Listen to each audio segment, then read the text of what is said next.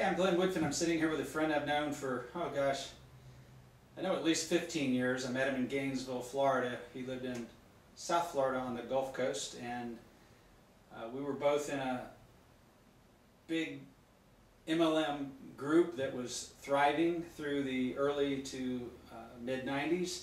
And he started walking across stage with his wife, and the story behind him was that he had delivered 4,000 babies as a doctor.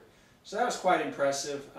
So I actually kind of knew Don from afar. Then over the years somehow we just hooked up and stayed in touch mostly through the internet. And we're sitting here today, and I wanted to talk to him about some of that background, because actually I don't know a lot about being a baby doctor, but we were talking the other day and you were saying that you were on call for how many years? Like a pager, electronic leash. Varying amounts of a week, a month, a year. Depended a lot on whether I was working alone, in which case it was 24/7, 7 days a week, every day of the year, or whether I was with a group of people. And so it varied, but there was a lot of on-call time. So you worked in a, what do you call that when you have several other doctors working in an office? A group practice. A group practice, and they were all also, I'm going to say baby doctors. What do you call a baby doctor? Pediatrician? Obstetricians. Obstetrician. We all did the same thing. And how many were there in that group? Well, the group I was with, there were 4 of us at the time. And that was a nice number, because it would give you Monday, Tuesday, Wednesday, Thursday, and then that's 4 of us, and then somebody would be off for a weekend. So you'd actually get to see your family 3 days in a row, which was really nice. But it's a little hard to plan trips to visit relatives and so forth with 3 days. Other than that, you'd have to use your vacation time. So it really got to be a hassle trying to fit in family life with delivering babies, because when you're on, you need to be available, close to the hospital. Things happen. I was curious how many years from your first baby to the last baby you delivered in order to get 4,000? Well, I counted all the ones in training too, and there were a lot. But I was in practice from 1979, 78 actually, mid-78 through 1999. So let's see how many years is that. By the way, 78 is when I graduated from high school. 78 to 99, so you got... About 20 years. 12 years. Really? Yeah. So, God, how many babies is that a year? That's Well, don't forget there were lots in training, and I, count those as mine as well. So, I would deliver anywhere from, I would say 1 a day when I was on call to 5 a day. It just varied. You have delivered 5 babies in 1 day. Well, the mothers did the work. I just did the catching. 5 babies in a day. Sure, easily. I personally never been a father, and I've really not been around any women giving birth. I've just seen the round tummies and occasionally feel them kick. That's about as close to it as I've come. Obviously, this is a big deal to people when they have a baby. Certainly. And is there any rough percentage of these babies that are being delivered that are in danger? Obviously, everything's dangerous, but is it a small percentage that's really under the gun there as far as, having a healthy baby? Well, it's always a small percentage, but you treat every situation as a potential problem. And so the anxiety levels there, whether it's going extremely smoothly or whether it's being very rocky. And so the anxiety level is there. That's why I would say the incidence of heart disease and divorce and stress-related illness of all kinds, whether it be chemical dependence and depression, it's high amongst physicians, especially in this field. So it's a stressful environment, whether it's going smoothly or not, because you're always worried. And what percentage of, just rough guess, have what they call, I watch movies and dramas about, doctors' offices and giving birth, complications. How many of the 4,000 do you think you would consider had complications? A very low percentage, really. Oh, thank God. A very, very low percentage. But You know, it's that fear of something going wrong that's pushed the cesarean rate up over 20% and closer to 30% in most areas of the country. You're saying the rate of cesareans has increased, or you're saying that that's the percentage of births is now cesarean? Both. The rates increased and the percentage of births delivered by cesarean has increased. And a lot of that doesn't have to do with anything other than fear, concern that, you know, if I don't get the baby out as fast as I can, as quickly as I can, and something goes wrong, something will go wrong with the attorneys and the legal system as well as the child. And so you just don't take any chances anymore. But it's the stress of all of that that, you know, made me interested in finding another vehicle for my efforts. Were you going to retire anyway in the late 90s, or? Yeah, I really was. I had some physical disabilities related to polio when I was younger that were starting to manifest itself, and I actually stopped obstetrical practice before I stopped practicing as a physician. I was curious that the number 4,000, I mean, did you have kind of a goal to go over 4,000, or did you just happen to be over 4,000? No, it just, that's a nice round number. It's a nice round number. It may be more, it may be a little less, but it's around 4. Around 4,000. That is amazing. So you just brought up something I didn't even know we were going to talk about in this video, and you said you looked for other sources of income. How did that come about? What were your findings? And well, I was very intrigued by the thought that I would rather have 1% of the efforts of 100 people rather than 100% of my own efforts, which is what I was finding in the later part of my career. I was doing all of the work. I had looked at duplicating myself with physician extenders, I guess is the cute term now, but nurse practitioners, nurse midwives, and advanced nurse practitioners. All of these things are ways of duplicating some of the things that you do that really don't require you to be there. And so we had a lot of physician extenders in our practice at the end.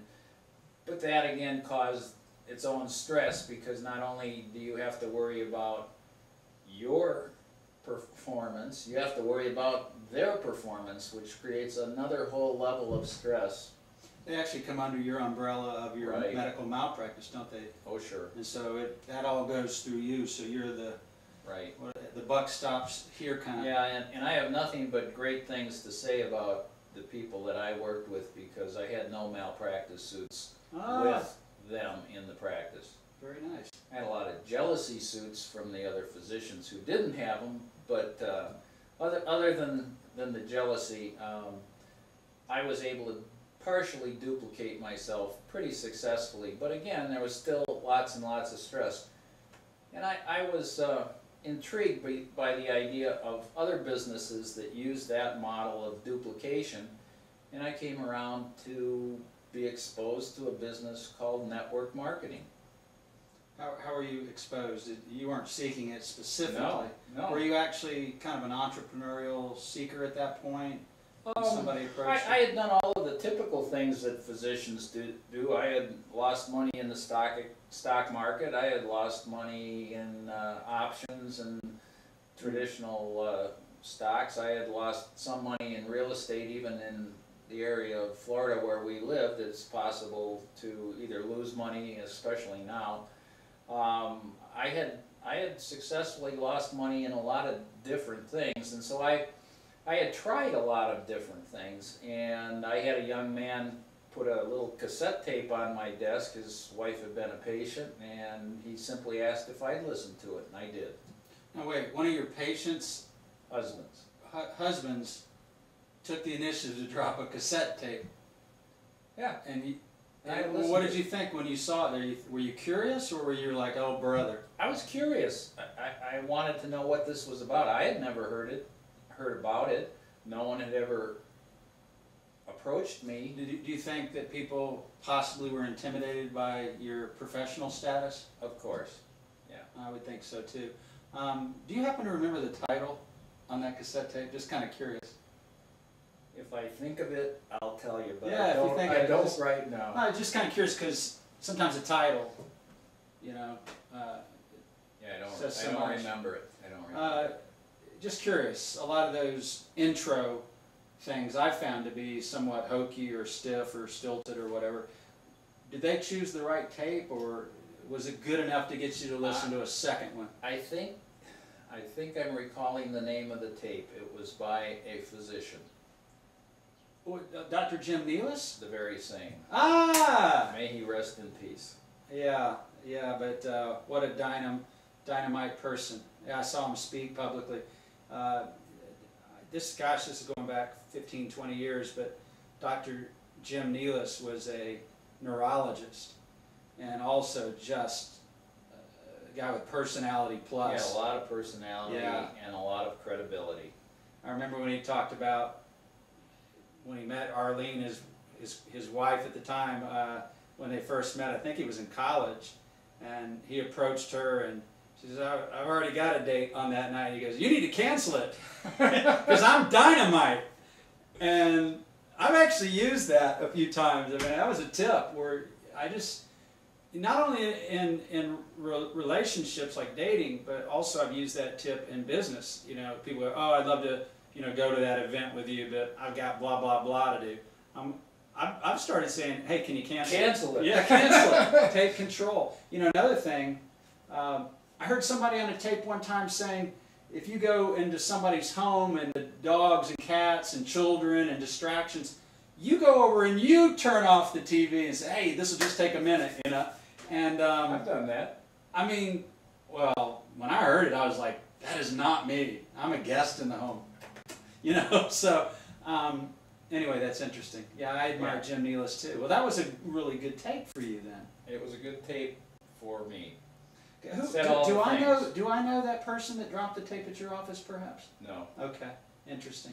Well, you've never been the sales type, I'm guessing, since you were involved with, No, the kind of business that I was in, there wasn't a lot of selling that had to be done. You were sought out rather than you seeking the business. And the reputation was word of mouth. The best kind of advertising, word of mouth. And so I was plenty busy. Baby do. Gotta go. You want me to pause it? Go ahead. Yeah. And we talked about investment possibility. I don't know exactly where we were, but somebody left a cassette tape. Correct. It turned out to be a pretty good choice. So when we started this video, I didn't really know where we were going to go. One thing I wanted to do is go into your past because, I've never asked you these questions. Okay. And one of the best times I ever had with Don is we went to a really cool restaurant called Mezzaluna's in downtown Hendersonville, a little town up in the mountains, just really a great restaurant. And We may go there again. I want to go. Don't go there without me. But the reason I enjoyed the conversation so much is Don's got a very optimistic side, and he's got a lot of perseverance in spite of what negative comes his way and all the obstacles. He just keeps his course straight ahead. And he's never really let his hair down talking about some of the negatives in the world or in investing or home-based business or anything. And he kind of unloaded, and I found it really pretty interesting because, I almost thought he was, almost too positive for me in a sense. But when I realized he did have a list of things that he's gone through that were negative, I liked his insight on that. So rather than giving you a Ty Boyd generic tape, it really was important. I think some of the value of this tape, it was really just an interview, but I do want to make a couple points along the way. If you're in a home-based business like a multi-level marketing or affiliate program and you're reaching out to other people to sponsor them, wouldn't you agree that you probably should kind of target the material you share with somebody? Oh, absolutely. We have an excellent physician-based CD right now that I think is the greatest thing since sliced bread. Primarily for the same reason. It speaks to the physician of today. in language that they understand and in language that the patients understand. You know, I think people right now in the health field are looking for alternative therapies. They realize that, you know, the physicians nowadays, the medical care is great, but they're treating people after they get sick instead of emphasizing prevention, practices that will develop healthy habits. All of this is totally lacking right now. And so that people are seeking this information for themselves, and so this speaks to that, and it speaks well. And so, again, it's a tool, and we like to speak about tools way back in the early network marketing days, but even today with the internet, you still have to have some basic bullets in your gun. So what I heard you just say is that traditional or conventional medicine has you know, treated either the symptoms with pharmacological things or whatever, but you're saying that doctors who create content explaining preventative medicine, whether it's diet and lifestyle, that those who are going to open up about what you can do to prevent disease is probably some valuable information right now in this at this time. Absolutely. In this time, this day and age, a lot of people don't even have the ability to afford the cost of pharmacy, and so the ability to take natural products that are readily available without a prescription, I think, is an important aspect of overall general health. And so I think any physician needs to be able to offer that. I think anyone who's interested in health needs to be able to seek that out. I think anybody that's going to live a long life is going to do it by developing healthy habits. Not taking pills from the pharmacy. Not taking pharmacy, not polypharmacy, no sir. Can I ask where you went to med school? Medical College of Wisconsin in Milwaukee. And I've noticed there's not as much anymore, and I think you're seeing traditional doctors, there's a larger and larger percentage who is thinking like you are, preventative medicine and diet and lifestyle and exercise and things like that over a lifetime is by far superior than just letting people do whatever they want, abuse their body all their life, and then treat it with pills or triple bypass, that kind of thing at the end. Are you seeing a growing trend amongst conventional doctors? Not as much as I'd like to see. There's no money in prevention. Stop the tape, you're not allowed to say that. There is no money in prevention. Okay, so do you think that's actually controlling the education, or they just didn't know any better? You know what I mean? Like now, pharmacies exploded, but when you were in school, it was expensive, but it's not like it's exploded today. No, but I think the allopathic physician pathway is still the same. You know, you've got a symptom complex, and you come up with a diagnosis, and you provide a treatment, whether that be medicine, pharmacy, or surgery. And that still exists today. And so that hasn't changed much. It hasn't changed much. And so I think the emphasis is still the same in the conventional practitioners. I think you've got other people that are thinking, say, I think I can help. I think you've got chiropractic physicians, naturopaths, a wide range of health providers that are out of the mainstream that have things to offer. And the most important thing I think they provide is they make people think. I wasn't expecting to go this way, but you brought up some things about how you got sponsored in network marketing. Sure. I want to talk about a couple things. Is there a high percentage of doctors today, you know, you got involved 20 years ago in Right. MLM. Do you think there's still an arrogance to doctors being approached by MLMers, or do you think that wall has reduced, or is there still that arrogance, you know, I'm a doctor, you're handing me a, what is this little rinky-dink home-based business? I mean, I think less and less of that, because those who can't see the writing on the wall are myopic.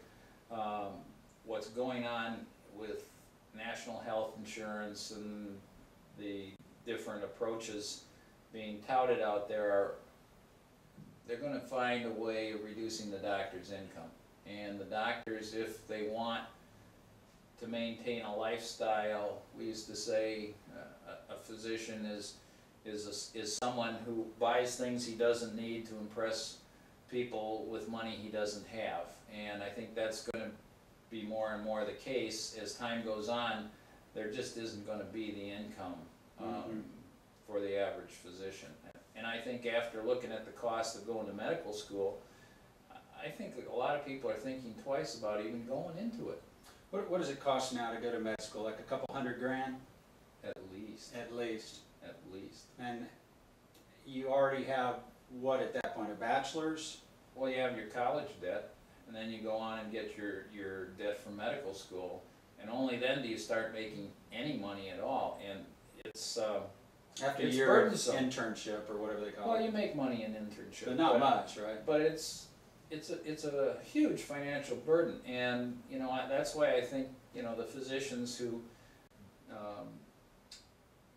are not looking at alternate ways of increasing their bottom line are going to feel the pinch. Mm-hmm. It's going to happen, whether it's sooner or whether it's later. It's going to happen, and if they can do something, either in the health field or something totally unrelated to medicine or health, I think their future will be more secure.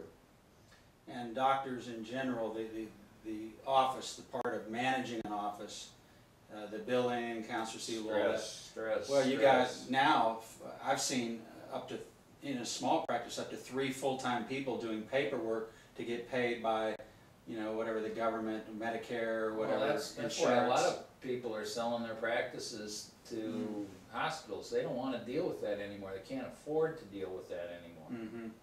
So that's going to be, an expanding thing, and particularly what we've done in the last few years. I was fortunate to sell my practice to an individual, and I think those days they're gone. They're numbered. They're gone. Yeah. It's hospital-based medical systems. It's insurance-based medical systems, and the physician basically, and I hate to say this, and I hope people don't take it the wrong way.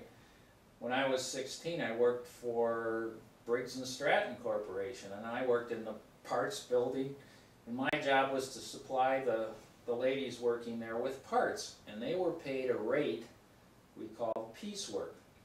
The more they cranked it out, and so I had to fly around the building getting all the parts. The faster they put this widget together, put it in a box, and sent it on its way, the more they got paid. And I think a lot of what's going on today is people are kind of shaving the amount of time that they need to be with a patient and calling it a comprehensive visit when it isn't. I talked to a physician the other day who was seeing an ungodly number of patients in a day. I think he was seeing 100 patients in a day. Well, Lord! If that's an 8-hour day, that's less than 5 minutes a patient. And That's terrifying.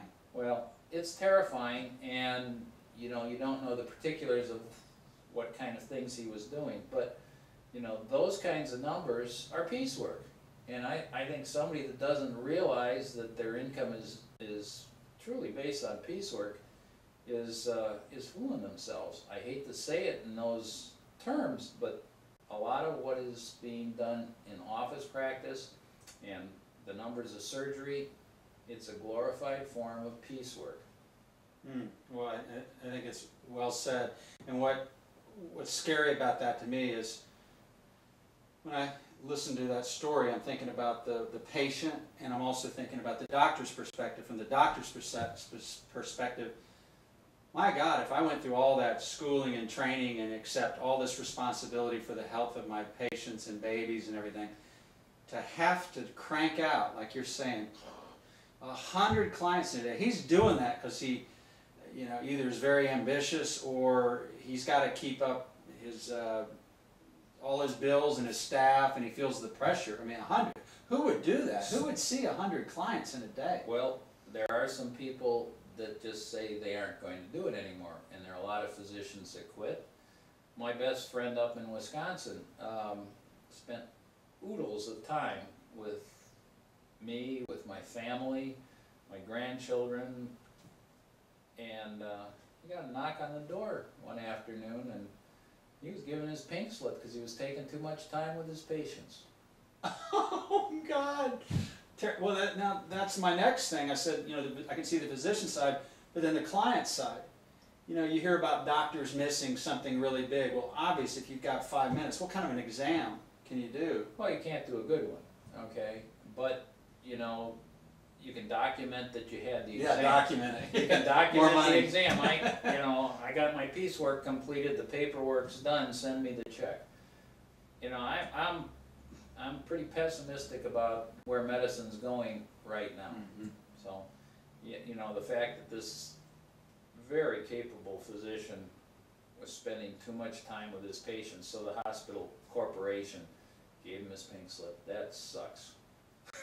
Now, do you think he'll go out on hang out his own shingle? He's selling real estate right now. Oh my God! All that talent, and, you know, American. He'll get back into medicine if he hasn't already. But you know, the hospitals tie up with their non-compete clauses and all of that. Oh, so even with the pink slip, he had to honor a non-compete. Right. Oh, that's just evil. Talk about stress. I want no part of that. Yeah. Well, I don't blame you. Now, just for fun, a lot of our talk when we got to know each other was, you know, I saw you walking across stage years ago. I wasn't part of your organization or something, so I just knew of you from afar. And then we reconnected years later because we went to a seminar like in Utah or Vegas, and Right. and you were reading the bottom of a website, and you saw my name and somehow recognized it, and you called me.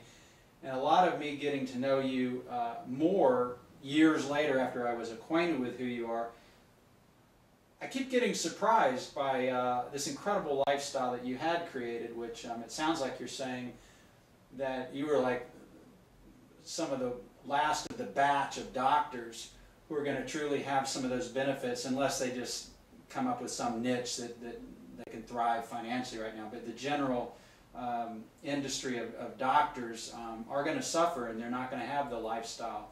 But you know, some of the perks I've seen is, I mean, you told me today even that just sitting at home is like boring. So you're always on the go. So you're constantly traveling. You own multiple homes in multiple states. You know, I'm not trying to, you know, make you uncomfortable or anything, but you've had a nice. I've had a good life. Well, I mean, you also have an airplane. And I've worked hard, and I've had some issues with airplanes recently, but anyway, that's for another video. That's another story. But you know, I've worked hard for what I have, and you know, when we were at the restaurant up in Hendersonville, I had you know, I kind of had my apple cart turned over that particular day, and I think you saw a side of me that you hadn't seen before. The lifestyle's been good. Yes, I've had multiple homes, multiple cars, multiple airplanes. You know, I've had stuff because I like stuff, and one of the pleasures I get are restoring old Porsches and restoring old airplanes, all of that stuff, and then I sell them and do it again. But that particular day, it wasn't about any of that stuff. It was a letter, an email from someone very dear to me, who basically told me to stop doing network marketing. Oh. Remember? Okay. Yeah. And go back and get my license again and jump back into this horrible morass we've just been talking about. And I was pissed. I was very upset. And I think I had vented on you that night. Sorry about that. No, I'm glad you did. Actually, I enjoyed that talk because, you know, a lot of times in the network marketing industry, or any industry that you're involved with recruitment, you kind of just, you know, dust the negative under the rug. And so we all feel it and experience it, but there's really not, you know, a platform, at least an acceptable platform, to talk about some of the negatives in the industry. I'm going to shift gears here. Well, actually, before I do that, you know, I wanted to talk about how to sponsor a doctor, if we could, just briefly. I guess some of it's pretty obvious, but you had said that nobody had ever prospected you. Possibly they could have been intimidated, or they could have thought, you know, this guy's so busy, it's just not going to be his bag, you know, whatever the reason people didn't prospect you. Because I've been prospected before, and the more I get involved with network marketing, the more people think, oh, Glenn will do it because he's done it once before, and so I get all these opportunities daily, literally, that come to me, people trying to recruit me. But nobody ever tried to recruit you. But you said the tape was effective? The tape was effective, and one of the networks that I'm in right now, I was recruited by a phrase from someone who had credibility to me. She was a banker, and she said, do you ever look at other ways of making money? Ah, and all the time, right? I go, what day is it today? You know, of course. And I said, because that's a standard phrase, the curiosity approach. And I said, is this network marketing? And she was new, and she goes, yes, it is. And I went, well, great, tell me what you got, and I'll take a look at it. And so, you know, if you're asking me how to sponsor a doctor, I gotta say, I don't know. I've never sponsored one. Oh, is that right? Yeah. I guess just when I was in this MLM from 1989 full-time to 1999, I noticed that people that come at the beginning with credibility from their past, usually they excelled faster. It's not always true, but it's hard for me, if I am a janitor, to sponsor somebody in a higher trained position or something. And Yes and no. yes and no. The young man who gave me the tape had no credibility in network marketing. In fact, I think as my sponsor, he quit in a month. Okay? Wait, he got a doctor He got a doctor in and he quit.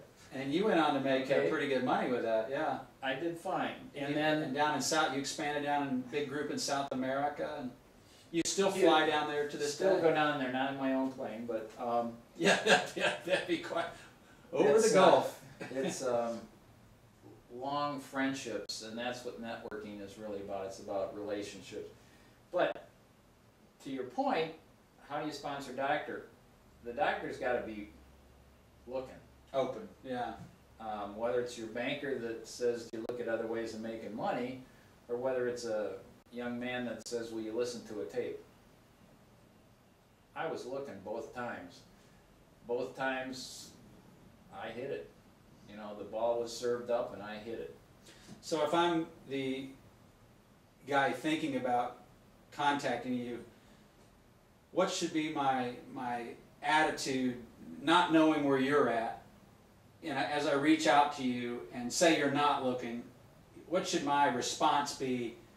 Should I feel rejected, or just realize that I'm just looking for people that are looking and don't worry about it? Or Well, you need to have spent some time developing some skills. I think if you don't have any skills and you don't practice those skills, you aren't going to say the right thing at the right time. So you have to be in a state of preparedness, okay?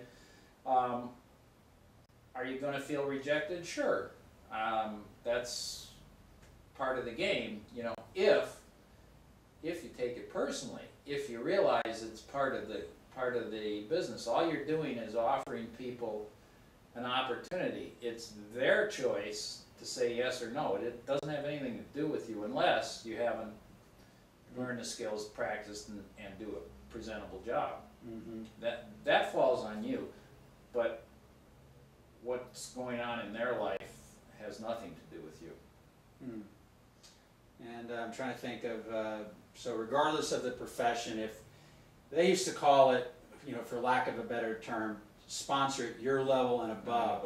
And I think what they mean is they're not trying to say that some people have less value than others, but when people spend a lot of time in education, they work hard in their career, they have good incomes, lots of responsibility.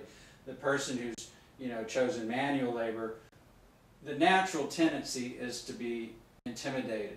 and even they can sponsor. I mean, I just got sponsored in something the other day, and I'm already having great success in an affiliate program that does internet marketing training, and my sponsor had never sponsored anybody. As a matter of fact, she only gets bonused if she has purchased what she's selling. Well, she had purchased this $25 level thing, but we came in at closer to $1,000. So because she had never had enough confidence or enough money or whatever, all that commission went right through her. So then we were going to purchase another $1,000, and this time, having a heart for her, I called her and let her know, and doggone it, she and her husband Found the money. Found the money for the $1,000 the next day, about the $1,000. So she's going to get the $1,000 to pay for the $1,000 of training. You know, it's quick, and it just makes me feel good. And here's what she did. She didn't try to be a big shot with me, but we were talking about some other company that was having some issues, and I said, well, the reason I've kind of backed off on that one, and you're aware of what I'm talking about, is not because I'm not hopeful that one day it's going to do something big, but at the current time, they were just kind of, you know, at a standstill. They haven't opened the doors yet, so I had to do something where I could immediately apply myself. So I chose this affiliate program with internet marketing training, and I was actively shopping for a sponsor. Well, she called me about this other company that was kind of laying dormant. They haven't opened yet, and just had some questions. So she was cross-lined to me, but I had answered a previous question. She found me on the internet because I try to get out there and spread the love. Kind of like me. Yeah, I mean, it's a great way to meet like-minded people, and you know, just go ahead and put it out there and let those who are like-minded find you, and then we connect like this. But I told her up front, look, you know, I'm probably not going to get in with you because I'm sponsor shopping, but if you would give me the phone number to your leader, and she kind of rumbled through some papers, I don't know where it is, if I find it, I'll tell you. And we talked another 10 minutes, she goes, oh, here it is. Well, it's 12:30 at night, my time. And I called this guy at home. I'm on the East Coast, he's on the West Coast, so he was still awake. And we stayed on that phone till 4:30 a.m. my time, so from 12:30 a.m. midnight to 4:30. And he's not the kind of guy that likes to spend a lot of time on the phone. He likes to recruit using, you know, internet marketing and let his system. But he got me in because he answered everything just the way I wanted it said, and I realized he had the heart and the intellect and the work ethic to be a great leader. So this total, you know, beginner was able to sponsor me. You see what she did though? She knew that she was not the person that could sponsor you. She knew she had to be a connector. And that's the clue that I would leave, you know, somebody that's new or somebody that doesn't think they have the credibility. Their job is to get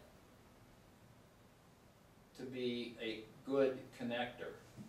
And that's what she did. She got you with the right person. Fortunately, she found the number and the name.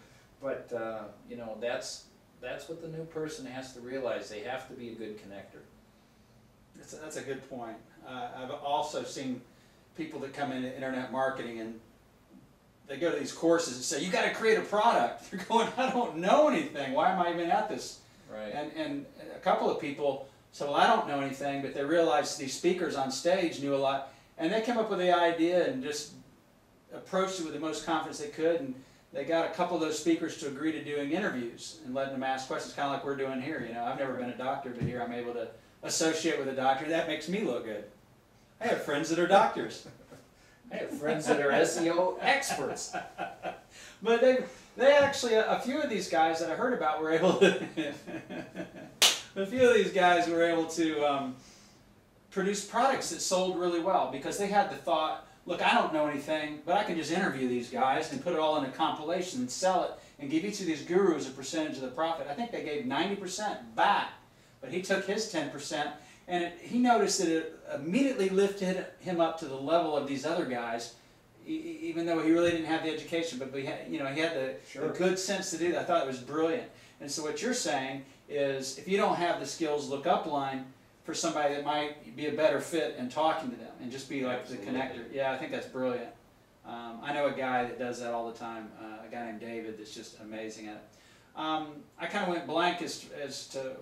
Is there anything where you'd like to take this here at the end? Otherwise, I wanted to shift gears and go specific about a specific company, which we may be doing in the next video, but anything you want to add to No, I think what we've talked about? We've covered the highlights. I think you have to be prepared to have some negative in your world. Everybody's got it. It's not all, despite outward appearances, it's not all positive. And there are lots of negative things that happen to lots of people that you never know about. And the good ones don't bother telling you about it, except when they ply you with alcohol at a really good restaurant. Truth serum. it's like social sodium pentothal. Sodium pentothal in a bottle, yeah. Well, But, you just you hit know. on something I wanted to ask you about, Sure. because I've seen you go through a lot of adversity, and I get amazed. You know, I don't feel like you're like the sales type, but yet you're in an industry that seems to. Sales based. Yeah, but I mean, sales could hurt you if you're just like, I don't even know where to go with that. But just because you're the sales type doesn't mean you're going to be successful at MLM. But at the same time, a certain amount of boldness and confidence in yourself is very valuable. And what I'm curious about, when it gets tough for you, and maybe people get in and quit before they've even got started, or you get criticism for family and friends, oh, you're this great doctor, what are you doing with, MLM, and you get ridicule and stuff. What is your mind thought? Because I've been very amazed at how you persevere. Even when the future might look bleak to some people in your position, you keep going forward. How do you do that? Well, I think it all boils down to what we learned in the first company. You have to have a dream, and you have to commit to it. I've had a dream since 1993 that I was going to achieve, and I've never wavered from that dream in the last 20 years. I haven't achieved it, but I'm making progress towards it, and that's all that counts for me.